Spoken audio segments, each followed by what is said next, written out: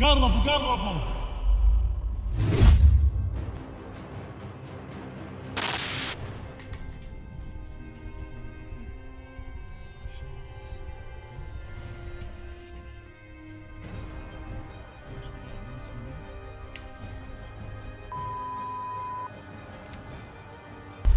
وجعلنا من بين ايديهم سدا ومن خلفهم سدا فاغشيناهم فهم لا يبصرون.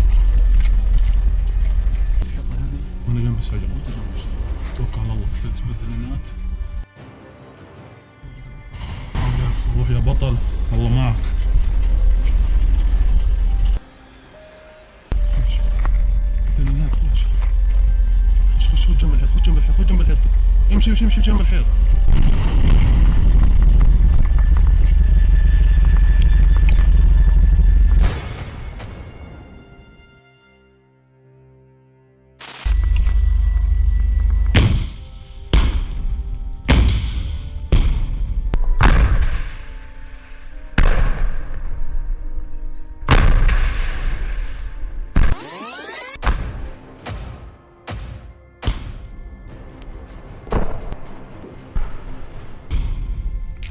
الله أكبر!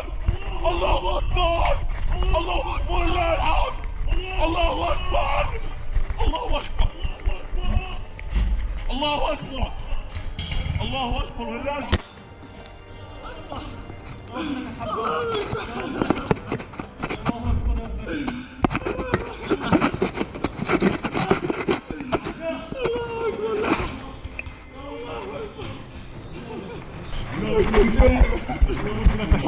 الحمد لله رب العالمين. حبيبي يا رب العالمين.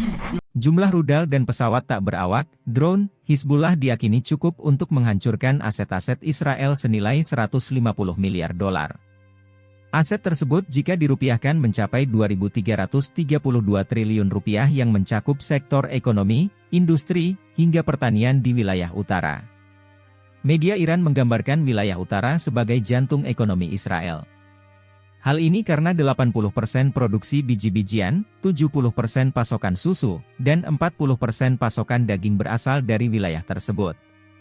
Selain itu, lebih dari 60% kapasitas penyulingan minyak dan produksi bahan bakar Israel terpusat di sekitar pelabuhan Acre. Pelabuhan ini hanya berjarak 35 km dari perbatasan Lebanon. Jika perang skala penuh terjadi, Hizbullah dapat dengan mudah menjangkau target-target tersebut. Media Iran lantas memuji kecanggihan drone yang dimiliki militan Lebanon. Pada Jumat, 16 Agustus 2024, Hizbullah merilis rekaman video yang menunjukkan sebuah pangkalan rudal bawah tanah. Video tersebut memberi pesan jelas kepada Israel bahwa Lebanon memiliki senjata dan peralatan militer yang lebih kuat.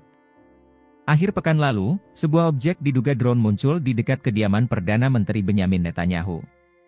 Angkatan Udara Israel pun langsung mengerahkan jet tempur untuk mendapat visual, namun gagal.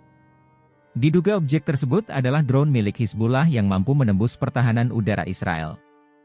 Di tengah ancaman Iran menyerang Israel, terjadi pergerakan tak biasa di Timur Tengah. Sebuah jet tempur pengebom dari koalisi militer pimpinan AS melakukan kontak berbahaya di Suriah. Demikian dilaporkan kantor berita TASS mengutip Wakil Kepala Pusat Rusia untuk Rekonsiliasi Pihak Berlawanan di Suriah, Kapten Oleg Ignashuk. Dia menyebut insiden ini terjadi di wilayah Altang, Provinsi Hom, Suriah pada Minggu, 18 Agustus 2024, waktu setempat. Jet tempur pengebom milik koalisi AS yang terlibat adalah jenis F-18. Jet tersebut dilaporkan mendekati pesawat pengintai Rusia An-30 yang melakukan penerbangan berjadwal di wilayah Suriah. Insiden itu nyaris menimbulkan kecelakaan. Beruntungnya pilot berhasil menghindar untuk mencegah tabrakan. Kendati demikian insiden ini belum dikonfirmasi oleh Departemen Pertahanan AS. Sebagaimana diketahui, AS memiliki pangkalan militer di wilayah Altang Suriah di seberang perbatasan dari Yordania. AS memiliki 900 tentara di Suriah dan 2.500 di negara tetangga Irak. Keberadaan mereka dalam sebuah misi untuk memberi nasihat dan membantu pasukan lokal yang berusaha mencegah kebangkitan kembali Daesh, yang pada tahun 2014 merebut sebagian besar wilayah kedua negara tersebut tetapi kemudian dipukul mundur. Pasukan Pertahanan Israel, IDF, menyerbu kamp Balata yang terletak di sebelah barat kota Nablus. Namun penyerbuan itu dibalas oleh pembantaian dari militan Palestina. Bentrok sengit itu mengakibatkan pasukan Israel di garis depan tewas hingga pasukan IDF mundur dari Balata. Dikutip dari Al-Mayadin, bentrok sengit itu terjadi antara tentara IDF dengan Brigade Syuhada Al-Aqsa di Nablus. Militan Palestina itu mengonfirmasi terlibat konfrontasi sengit dengan IDF yang menyerbu kamp Balata. Penyerbuan IDF membuat seorang wanita terluka lantaran terkena peluru tajam. Akhirnya, Brigade Syuhada Al-Aqsa menggunakan senapan mesin dan alat peledak menyerang tentara IDF.